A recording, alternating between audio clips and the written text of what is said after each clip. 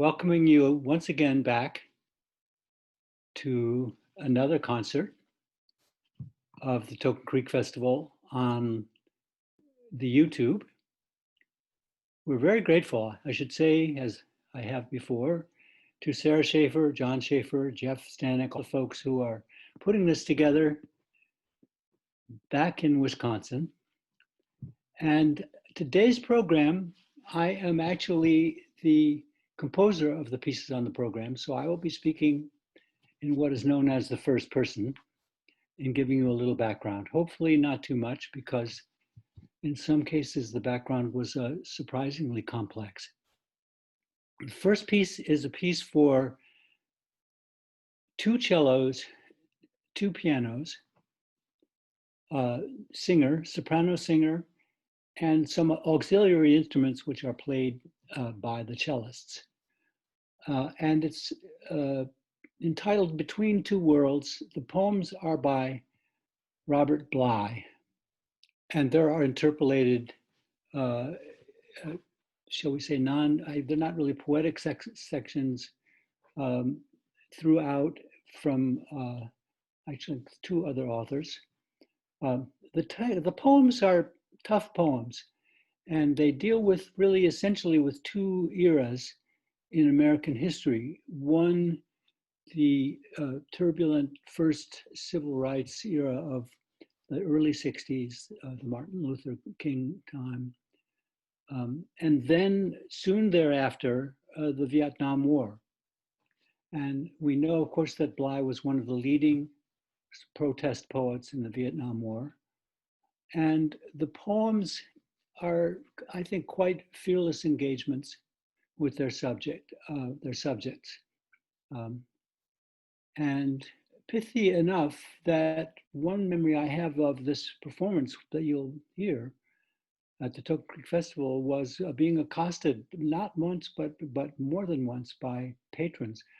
One who said, "How dare you charge me admission to hear your puerile views on politics?"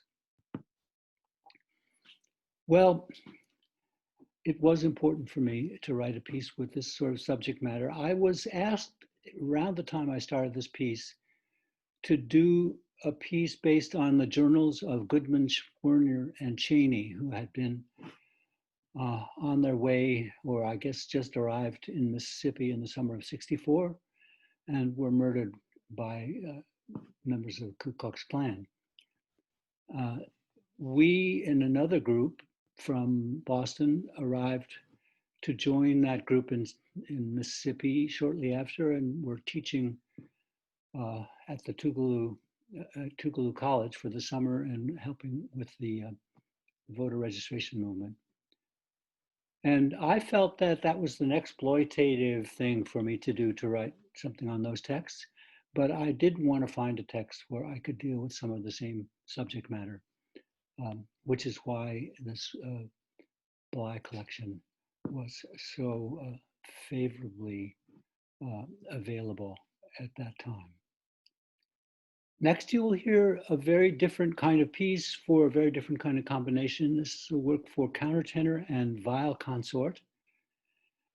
And the commissioner, William Wortman, approached me about a memorial piece for his wife, who had been quite long deceased, and for whom he still, I think, held a very great well of feeling.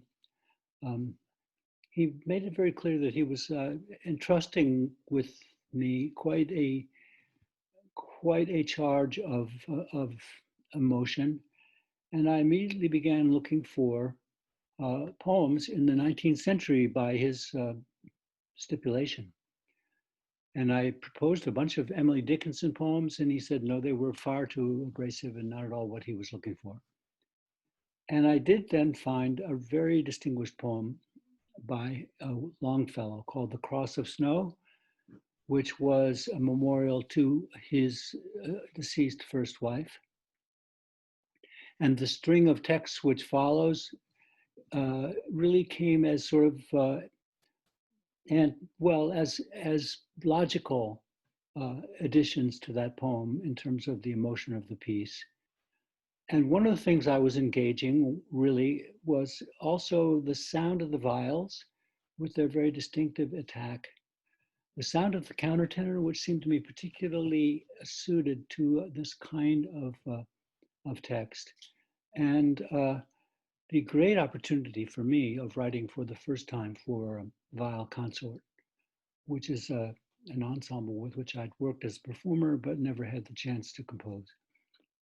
The Niedecker songs celebrate a very important uh, poet from the area of Wisconsin in which the Token Creek Festival originates, Laureen Niedecker, a poet apparently quite better known in England than the United States, but really a heroic poet in the sense that she worked in almost complete obscurity uh, in terms of the literary world, with great individuality and imagination in poetic forms that are extremely brief.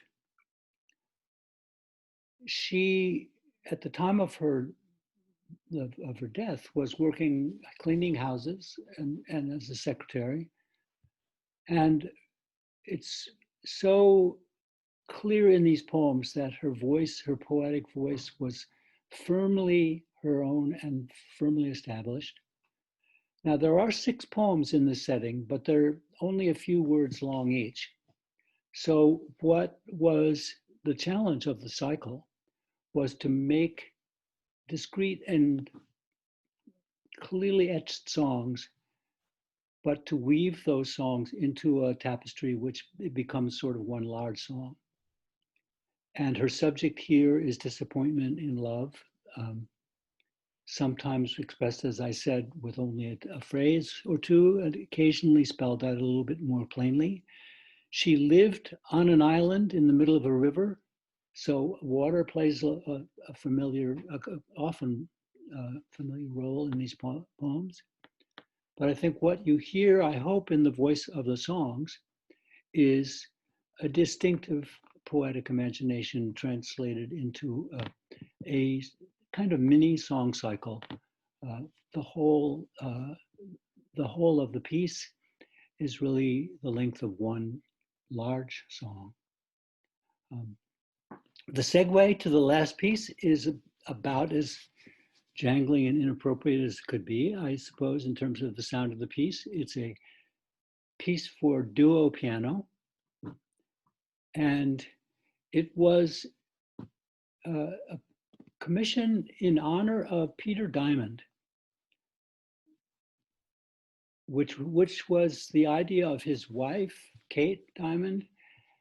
And I knew a few things about Peter Diamond, among them that he was a great economist, but also very significantly that he was a huge baseball fan. So I conceived of the idea that variations on Take Me Out to the Ball Game would be the appropriate offering in this case. I also really wanted the title of each movement to refer to some aspect of baseball. And that may have taken me actually longer than some aspects of the piece, but in fact, eventually that was achieved. The piece evolves from what I would call a respectable set of variations, kind of thing that makes you feel that the subject has been reverently explored and expanded in various very favorable ways, descending through into a series of rather different idioms until a kind of free-for-all is arrived at, particularly when we get to the movement called Taking Account. So, Diamond Watch for Peter Diamond,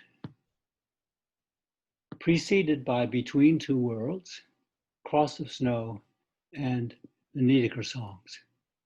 Thank you very much for watching our series, and hope to find you here another time.